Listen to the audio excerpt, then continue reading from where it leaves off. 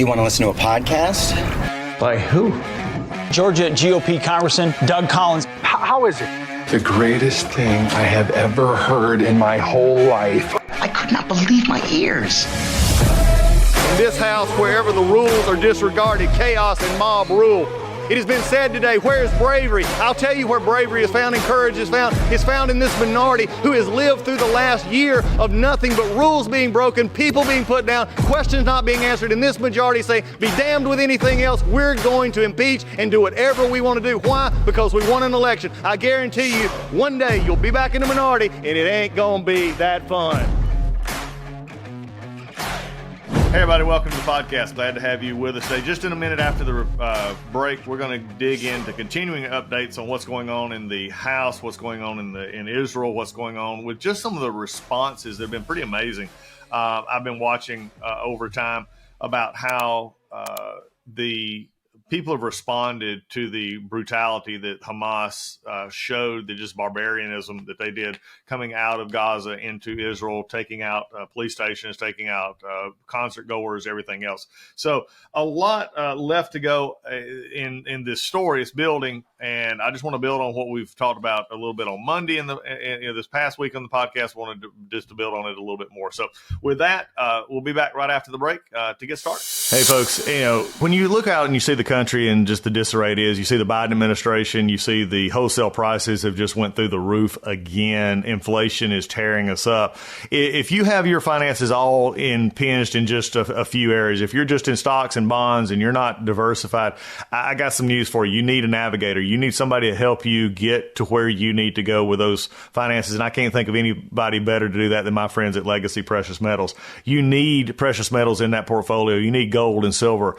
And Legacy Precious Metals, the folks there, they're the navigators. They know how to deal with tough times. They know and how to look ahead and take your personal situation and make it something that can be workable for you in the long term, because that's at the end of the day, that's the one you're most concerned about. You need to make sure that your personal finances and your retirement are secure. You need folks like Legacy Precious Metals helping you in that. They will take the time to learn you. They'll learn your finances. They'll learn where your investment goals are, and they'll help you get there. And metals and gold right now in this kind of crazy inflation, in this kind of crazy economy with the Biden's economy is just, you need that help. And Legacy Precious Metals is the one to do that. So give Legacy Precious Metals a call, 866-528-1903, 866-528-1903, or you can always visit them online at legacypminvestments.com, and you can download their free investor's guide. Legacy Precious Metals, they're the ones you need. They're the navigators to help you through these turbulent times. Hey everybody, it's MyPillow's 20th year anniversary, and over 80 million MyPillows have been sold. Mike Lindell and MyPillow wants to thank each of you and every one of you for giving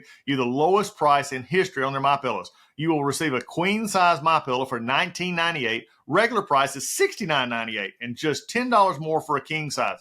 You will receive deep discounts on all MyPillow products, such as bed sheets, mattress toppers, pet beds, mattresses, my slippers, and so much more. This is a time to try out something other than the amazing products that you've had your eye on. Go to mypillow.com, click on the radio podcast square, and use the promo Collins, Collins, to receive this amazing offer on the queen size MyPillow for $19.98, or call 800-986-3994. This offer comes with a 10-year warranty and 60-day money-back guarantee. It's time to start getting the quality sleep you deserve. You know how I know that? Because I sleep on a MyPillow every night. Go to mypillow.com and use promo code Collins, Collins, or call 800-986-3994 today. All right, we're back here on the podcast. Just wanted to catch up a few things as we're taping. Israel and the IDF are beginning at the very early stages of getting ready to go into full-blown a ground offensive, it looks like, into Gaza. By the time this podcast hits, which in the next day or so, it could have changed dramatically. But I think what I want to focus on today is not what actually is heading out at this point, the definite, ideas of who is doing what in Israel right now. We know Israel is already leveled, and I mean completely leveled, parts of Gaza City. And they told them they were. This was not a surprise to anyone. Shouldn't be a surprise to anyone in Gaza City. It shouldn't be a surprise to anyone who, again, they have allowed Hamas to live and infiltrate in every possible form into this area. And you really, at a certain point in time, begin to, you feel for the civilians who are trapped there, who only want to just get up and live and live their lives in this situation. But they have allowed and voted, well, they first initially voted in Hamas back in 2007, but they've not changed. They've not ever risen up to say, hey, we can live at peace in this region and not have to have all these restraints if we didn't have terrorists among us who we are allowing to put munitions into mosques, munitions into hospitals, munitions into daycares and everywhere else, thinking that they can actually just use the other Palestinians there as human shields. This is the part that is so very frustrating. What is more frustrating to me is also some of the discussions that have happened around. And if you have to go no further than our places of higher education. Harvard right now is a bastion of just complete unhinged wokeness and liberalism. I mean, I got 31 organizations at Harvard put out a statement supporting the Palestinians and supporting basically the rapes, pillage, and plunder that the Hamas did. Okay. No matter what you feel about the conditions in this area, no matter if you think that their walls ought to come down, that Israel's there, you've got to recognize Hamas is a terrorist organization, period. End of statement, full stop. Okay? They, in their very charter, is to kill Jews. Okay? They believe from the river to the sea that should be all there, and that basically Israel wiped off the map. And you have highly educated people in Harvard who are siding with the rapist, who are siding with the people who are murdering senior citizens, children, and others in their homes as they sleep, or going into a concert in which you just randomly kill 250 to 300 people. At what point is your mind so educatedly deprived that you can say that is okay, that is somehow helpful? How is it that just allowing groups who want to have their way to be funded by the terrorists in Iran to just shoot random rockets into Israel from Gaza? I mean, which happens on a regular basis. Again, if you have any hope of peace in this area, if you have any hope of it getting beyond the situation in which we're in right now, you've got to have people who are willing, and there's been many in Israel over time, and they've gotten burned time after time of trying to find a peace solution, find an appeasement, find a work, and yet the Palestinians, represented by the very radical jihadist kind of elements of their party, of their grouping, allow them to continually get pushed back. And look, if you see everything from that is happening in Israel right now, you see the leadership, you see the others. This is I don't think this is going to end well for Hamas, and frankly, it's not ending well for the world. But again, as Netanyahu said yesterday, this was not a war we chose. It was a war that was forced upon us, and we didn't want to have a war, but we will end it.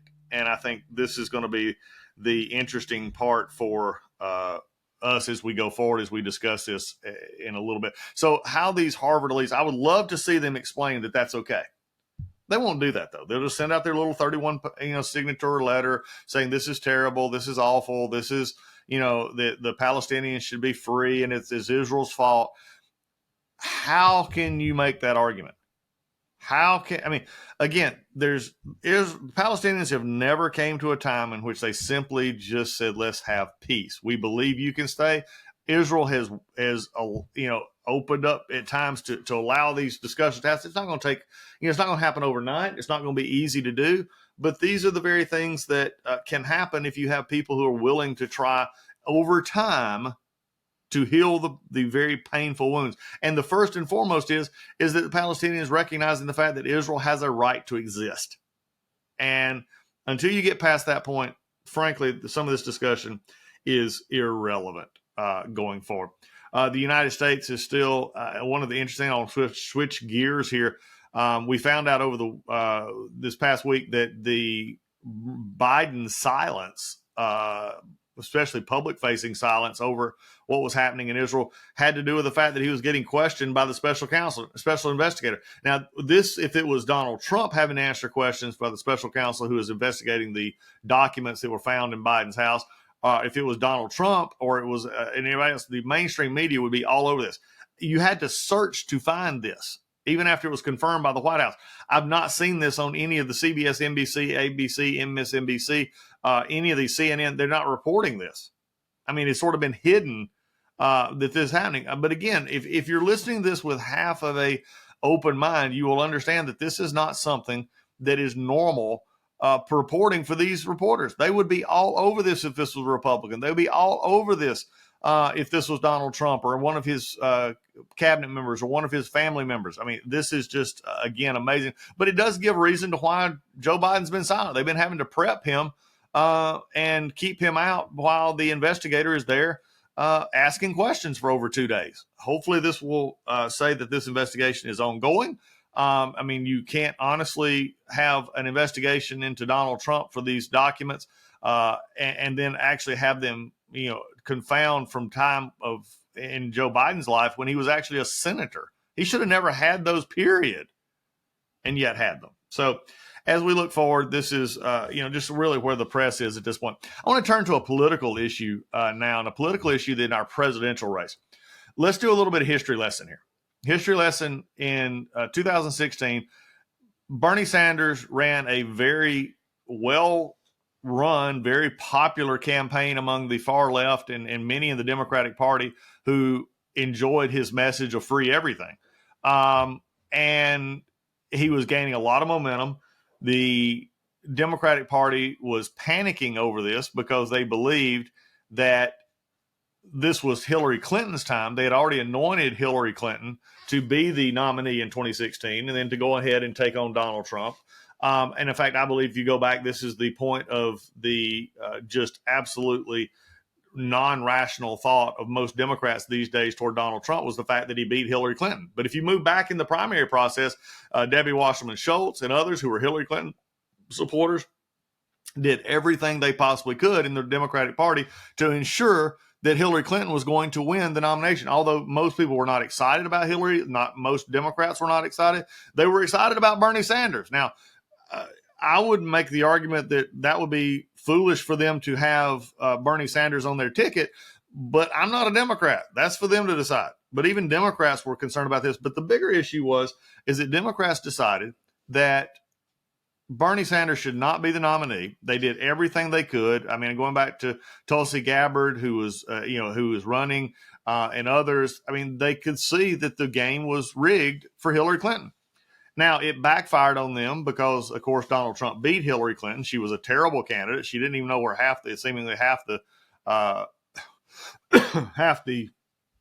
primary states that were important were. She never went to Wisconsin. She didn't do the things that she's supposed because she just assumed she had it. So as we jump into the 2020 process, again, it was sort of a similar kind of situation with Joe Biden, but with all of the COVID, it wasn't as there. But now it looks like, again, going into 2024, the Democratic Party has decided we have candidates running on our party that we don't like. So we're going to keep them out of things. We're not going to have debates. We're not going to let others, know that there's a difference out there for candidates to go at. And we found this really yesterday in last week, the announcement by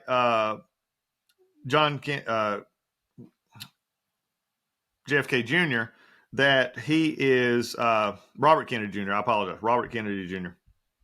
is that he is now dropping out of the race, and he is from a Democratic perspective, but he's going to run as a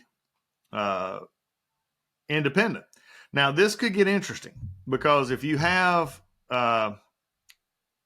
him running as an independent, the real question becomes is when and who does he when does he actually make the difference, and who does he actually take votes from? If we're dealing with this in a logical sense of who he's taking votes from, as long as he was on the Democratic ticket, he was taking votes from Joe Biden. But there were many people who were seeing it, and we were seeing it in the polling, that said that he was taking votes from both. Now, as an independent, here's something that I would like to see. Independents in many states have a hard time getting on the ballot. This is not the issue that most would want to have if they were trying to run for president, because you have to have ballot access to get the electoral votes. You have to get on these ballots. What was interesting, though, is will Robert Kennedy Jr., will he actually stay as an independent, or will he actually look to be affiliated with some groups that already have ballot access, such as the Green Party, which Cornel West actually decided not to be in the Green Party nominee. So that has left an opening for the Green Party to have somebody. And if they had a Robert Kennedy Jr. that could run on the Green Party ticket, that would be an interesting block to look at. Let me explain why this is important. And it's also why Donald Trump and the Republicans have to watch this as well. Robert Kennedy Jr. has made an impact. He's made an impact with conservatives who are frustrated with things like the COVID vaccine, the mandates, and all that went along with it. Now, if they dig deeper into his background, they're going to find a very pro-choice, very liberal candidate on many ideas that they would not normally tolerate. On the Democratic side, he presents an alternative to Joe Biden. His liberalness is enough for many on that side to say, we don't want Joe Biden. We don't think he's, the candidate. We don't like anybody else. So we're going to deal with, we're going to vote for Robert Kennedy Jr. He's been pulling 15 to 20% in most all the polls. So what does this mean if he goes independent, or he then maybe affiliates with the Green Party, which has access to over half of the states for electoral? It means that now both parties back to 1992 timeframe have to deal with an independent who takes votes basically from both. We saw this, the Biden folks have been worried about Kennedy for a long time. Trump folks and conservatives have been actually promoting Kennedy in many circles. In fact, he's actually speaking at an upcoming conference with CPAC, which is going to have to be interesting for the Republican nominees, because if he continues to get publicized, gets the promotion, ends up on the ballot in many of these states, he will also pull from the Republican candidate, which means you could have a very scrambled look at the Electoral College, a very scrambled look at the popular vote in many of these states. So it's an interesting dynamic with Cornel West coming out of the Green Party candidate side, with him now saying, after the Democrats basically forced him to become an independent because they wouldn't acknowledge his candidacy. And by the way, also on another note, it is almost abhorrent. It is abhorrent that the Biden administration will not provide Secret Service protection for Kennedy. I mean, he has a history that most in this country do not have. He is already had somebody come to one of his events in which they were carrying weapons and wanting to see him. They were fake being a police officer. Kennedy is deserving of this protection for none other than his family history, and many in this country, how they view the Kennedys. For Joe Biden not to afford him that Secret Service protection is just wrong, just plain and simple wrong going forward. But we'll keep an eye on this, because the question will be is, how much does he pull from the Democratic ticket? How much does he pull from the Republican ticket? Only the time will tell on that. Polling says that he will pull significant amounts from them. If he pulls 15 to 20% in a general election, he pulls 10 to 15%, or 10, or if it's 20, pulls 10% from both, then you've got a real fight to get into some of these states where you could be swung by as few as a few thousand votes to see who would actually get the Electoral College votes from a Wisconsin, a Pennsylvania, an Arizona, a Nevada, a Michigan. These could all come into play. North Carolina, even Georgia to an extent, or some others, if you have what is viewed as a very credible third-party candidate going forward. So as we look at this is, the difference in what we're seeing right now. I want to go back before we finish up the podcast today, and again this week, trying to give you some just information that you can use, look at that you may be missing in time frame. It is interesting. We got to visit our old friend Governor Gavin Newsom out in California. If you've watched here recently, he's been vetoing some legislation that would put him away from the more liberal side. I mean, he's got all the liberal credentials he needs. So if there, as we just talked about Robert Kennedy Jr. In this race, I think we've got to acknowledge that Gavin Newsom is still waiting on the sidelines to see what Joe Biden, if he actually makes it through the campaign cycle. But he is trying to position himself a little more to the center. But I mean, that's like coming from far left field and barely making it halfway to center field and changing his position. But it has been interesting to watch the play go out there. In other developing news in the election cycle coming up, Carrie Lake has now filed paperwork to run for Senate in the state of Arizona. That sets up a very intriguing dynamic between her, Kristen Sinema, and Ruben Gallego, who is running on the Democratic Party ticket. You have an independent and a Republican there. If they, all three come out of their, Kristen Sinema will not have to come out of a primary, but the Democratic primary and the Republican primary sets up Arizona to be a very volatile state come this time next year. Because this time next year, we're about a month off from the general election. So that's a state that is, coming into play. Now we have McCormick up in Pennsylvania, who seems to be drawing every Republican back around it. A good old friend of mine, John Fredericks, is and now endorsing McCormick after he was very much against him in the last election. So you're seeing a pulling together of the Republican Party in Pennsylvania behind McCormick. That is a good sign going into KC fight, because that KC fight is going to be very, very difficult in Pennsylvania going forward. Also, you have the election down in Louisiana, Jeff Landry and some others who are down there, the Attorney General, who looks to be the odds-on favorite to become the next governor of Louisiana. These are all off-year elections, especially these that I'm mentioning now are off-year elections that we don't normally have.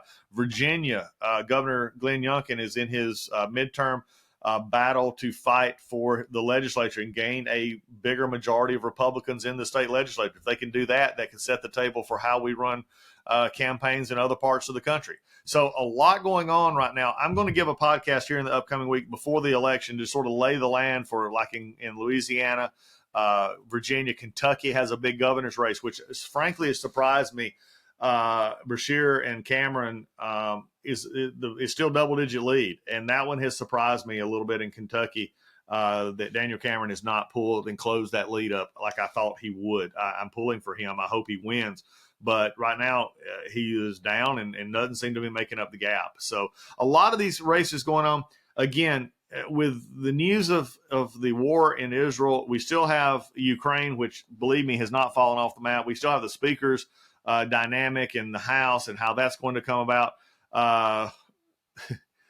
We just need to follow up and see what all is going on here, because it's just not a good time right now in our country, in the world. Pray for our world. Pray for the peace of Jerusalem. Pray for peace in this world, and that Iran and these others antagonistic terrorists who have been doing this can be called to account as we go forward. So with that, I'll leave you on this edition of the Doug Collins Podcast. If you have any questions or you would like to know more about our podcast, or maybe you have an idea for a guest, somebody that you'd like to see on, go to the DougCollinsPodcast.com, hit that little email button right there, send it to me. Love to have it. Also, if you have any speaking engagements you'd like me to come to speak to your organization anywhere in the country, we'd love to see if we can work that out. Go to the DougCollinsPodcast.com, hit the email button, and just let me know, and I'll get our folks all together to see if we can make that happen. With that, we're out for the day. Look forward to seeing you again on the Doug Collins Podcast.